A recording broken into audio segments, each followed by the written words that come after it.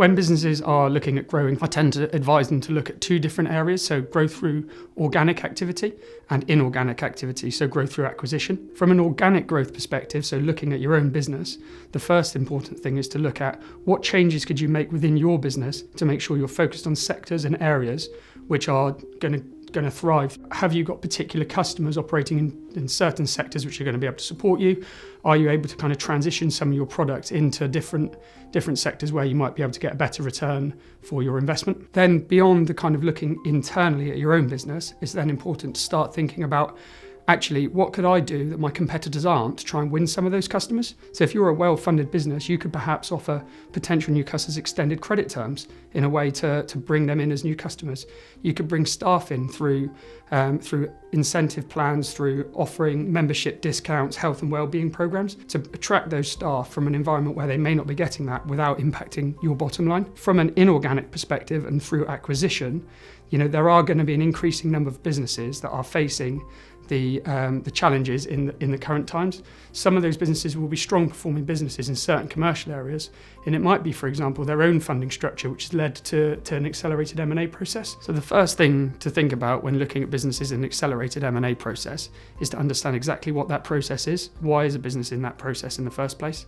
Why are they looking at doing a quick sale of the business rather than a more traditional transaction process? Because that will drive some of your thinking around the valuation structure and how you go about undertaking the transaction. So once you've got an understanding of what the process looks like and how you're going to take that forward, it's then important to think about, why are you undertaking this transaction? Does it fit with your overall strategy and what you're trying to achieve as a business? Does it add value to your underlying proposition? You need to make sure that it's not going to be too much of a distraction for you. The final point is think about the costs outside just the acquisition price. So thinking about the working capital need going forward, the time investment from yourself to turn this business around. So you need to recognise that actually the business, the customers, the employees, the suppliers, they'll all potentially been through quite a challenging period with the business in the run up to this. So don't underestimate the amount of input and cost that that's going to require to rectify. It's a really important factor when thinking about formulating your offer, is understanding that you're not putting everything into this in the headline price to get the opportunity, because there will be ongoing investment and support required afterwards. Compared with previous downturns, there is a significant amount of funding in the market, and we see this as a key differentiator compared to 2008. For example, private equity money is around supporting growing and ambitious businesses at the moment. Those funds are continuing to raise money. They're sat on large pots of cash, so we're seeing a great deal of appetite from private equity investors. On the debt side of the market, there's a growing number of alternative debt finance providers. So we have the traditional household names that we all know so well, and they use the phrase of, we are open for business. But actually, when you look at the alternative finance providers, our debt advisory team are working with over 150 different funds, and they range of provision from asset-based finance right through to venture debt. So there really is a huge amount of funding available to support businesses at the moment. I think the key for us when we're looking at businesses and supporting them in growing and raising funds in the market is actually understanding what their funding need is and where that might sit within the risk profile of the different lenders. And then being able to overlay those two things gives the greatest chance of success.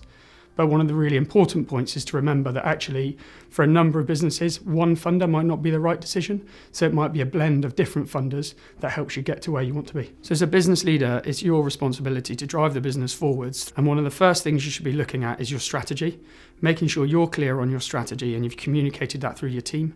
That clarity around strategy will help to sit with decision making throughout the more challenging times and make sure that you're well placed to take advantage of opportunities as they arise. The second thing to consider is using your team around you.